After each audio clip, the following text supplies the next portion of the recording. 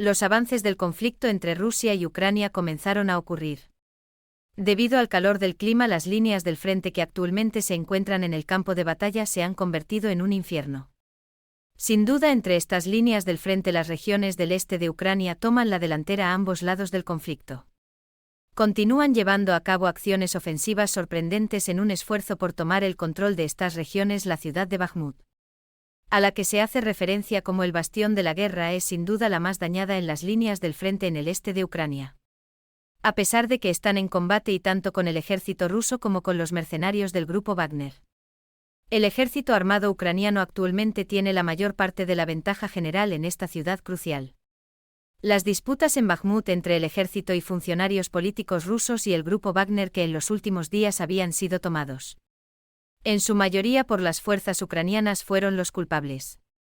Por otro lado, los soldados ucranianos informaron que realizaron muchos ataques, anticipando el lanzamiento prolongado de municiones inflamables por parte de las fuerzas rusas dañaría las fortificaciones ucranianas.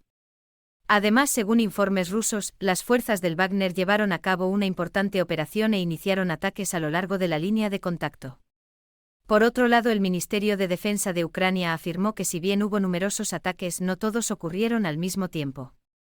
Según las fuerzas ucranianas en esta zona, los rusos están enviando muchas unidades militares en todas direcciones para probar la defensa. Sin embargo, los francotiradores y las bombas de mortero de las fuerzas ucranianas diezmaron a estas tropas rusas después de su llegada.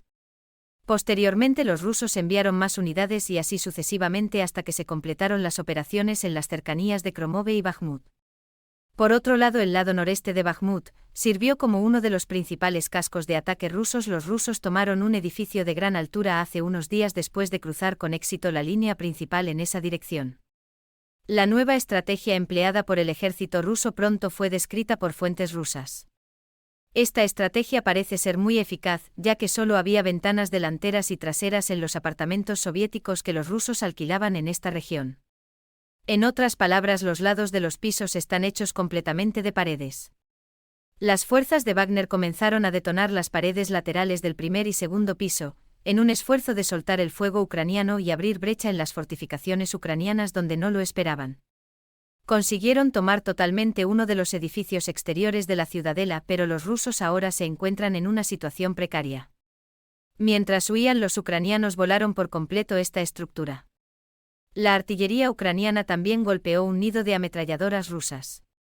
En esta estructura, las unidades de Wagner pudieron acercarse al edificio desde un costado, mientras los rusos empujaban a las unidades ucranianas desde esta posición. Las posiciones ucranianas en las fuerzas de la ciudad sirvieron como eje de asalto secundario del ejército ruso, que no tuvo éxito en esta área. Estos eran puestos cruciales. Como resultado de estas posiciones, los rusos no pudieron apoderarse de Kromove y sitiar Bakhmut desde el oeste. En realidad, los morteros y la artillería ucranianos ayudaron más a sus fuerzas en este enfoque. 90.03 A la Brigada Mecanizada de las Fuerzas Armadas de Ucrania subió un vídeo de ellos mismos disparando continuamente contra posiciones rusas. Los increíbles esfuerzos de esta brigada del ejército ucraniano produjeron consecuencias de inmediato.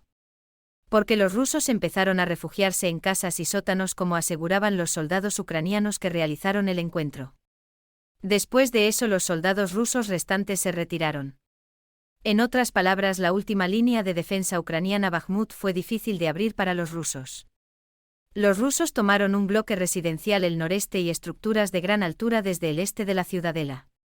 En los últimos 10 días, según todos los datos disponibles, el Instituto de Estudios de Guerra examinó el escenario que Prigozhin había producido y llegó a la conclusión de que en esencia su intento de extorsión no pretendería ser una actuación, sino una estratagema para obtener un puesto en el Ministerio de Defensa a fin de adquirir acceso.